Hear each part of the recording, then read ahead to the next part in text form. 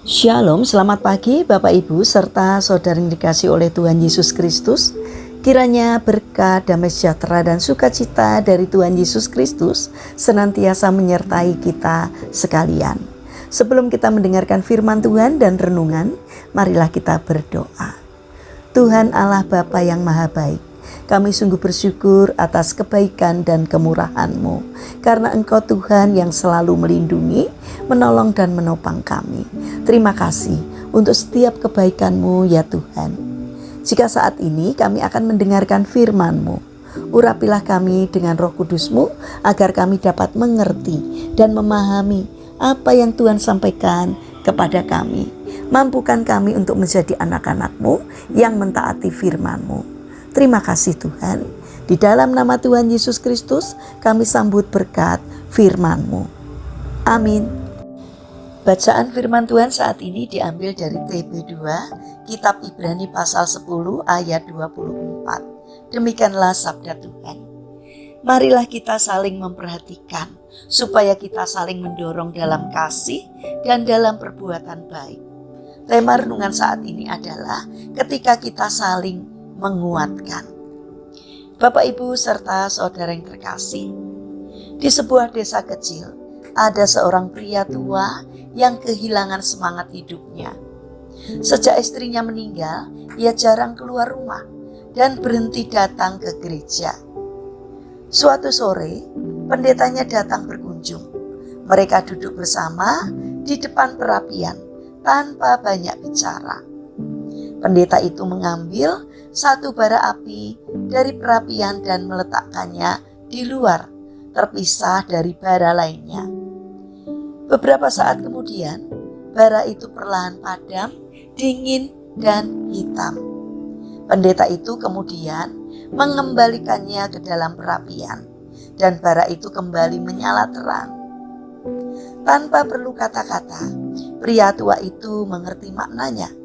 Ia tak bisa bertahan hidup sendirian. Ia membutuhkan persekutuan. Kisah sederhana ini mengingatkan kita akan pentingnya saling memperhatikan satu sama lain, seperti yang diajarkan di dalam kitab Ibrani pasal 10 ayat 24. H.G. Spafford, penulis lagu rohani It Is Well With My Soul atau Nyamanlah Jiwaku, juga mengalami hal yang serupa. Ia kehilangan 4 anak perempuannya dalam kecelakaan kapal di lautan Atlantik.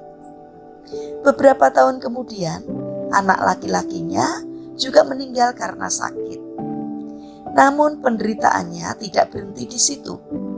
Jemaat gereja yang seharusnya menjadi tempat penghiburan justru menuduh bahwa keluarganya dikutuk atau bersekutu dengan kuasa kegelapan. Bayangkan betapa dalam luka batin yang dialaminya. Spafford bisa kuat menghadapi kehilangan anak-anaknya, tetapi ketika ia ditolak dan dijauhi oleh saudara-saudaranya sendiri, jiwanya rapuh. Ia akhirnya jatuh sakit secara mental. Disinilah kita belajar betapa besar dampak dukungan atau penolakan dari orang-orang di sekitar kita. Kekuatan iman seringkali tumbuh bukan hanya karena doa pribadi, tetapi juga karena kehadiran orang lain yang mau mengasihi dan menguatkan. Bapak, Ibu, serta saudara yang terkasih, kita tidak diciptakan untuk hidup sendiri.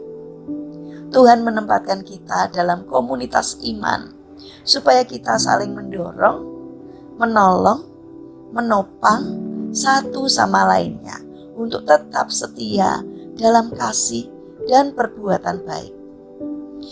Banyak orang kuat bukan karena tidak pernah jatuh, tetapi karena ada tangan-tangan yang siap menolong ketika mereka hampir menyerah.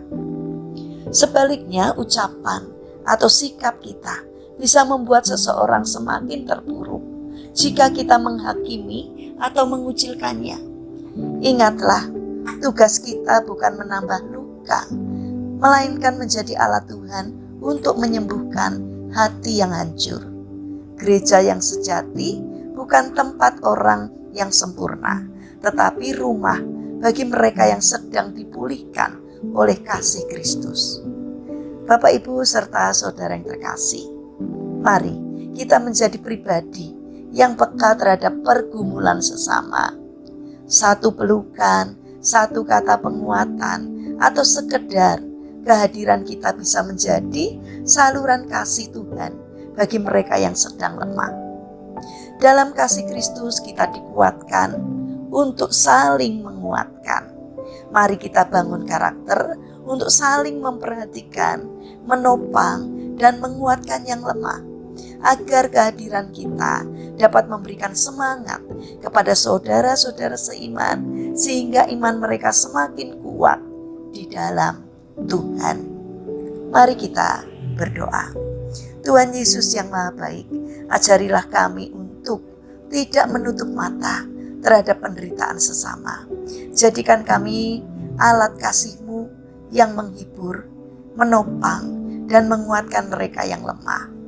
Bapa yang Maha Kasih, kami berdoa untuk saudara-saudara kami yang mengalami lemah fisik atau sakit. Kiranya Tuhan berbelas kasih untuk menjamah dan menyembuhkannya. Kami berdoa untuk pemerintahan bangsa dan negara kami. Kami memohon, berikanlah hikmat-Mu kepada Bapak Presiden dan juga timnya di dalam menjalankan tugasnya. Berikan hati yang melayani masyarakat. Ajarkanlah mereka untuk takut akan Engkau. Bapa yang Maha Baik, kami ingin menyerahkan seluruh aktivitas kami hari ini ke dalam tangan-Mu. Kami memohon penyertaan dan pertolongan Tuhan. Berikanlah kesehatan kepada kami dan juga kepada orang-orang yang kami kasihi. Kami memohon kiranya Tuhan berkenan untuk menolong dan memberkati. Terima kasih Bapa. Kami serahkan seluruh doa dan permohonan kami kepada Allah yang hidup, yang kami kenal di dalam nama Tuhan Yesus Kristus. Amin. Puji Tuhan Bapak Ibu serta saudara yang terkasih. Selamat hari Minggu, selamat beribadah. Kiranya firman Tuhan hari ini dapat menjadi berkat bagi kita semua. Haleluya.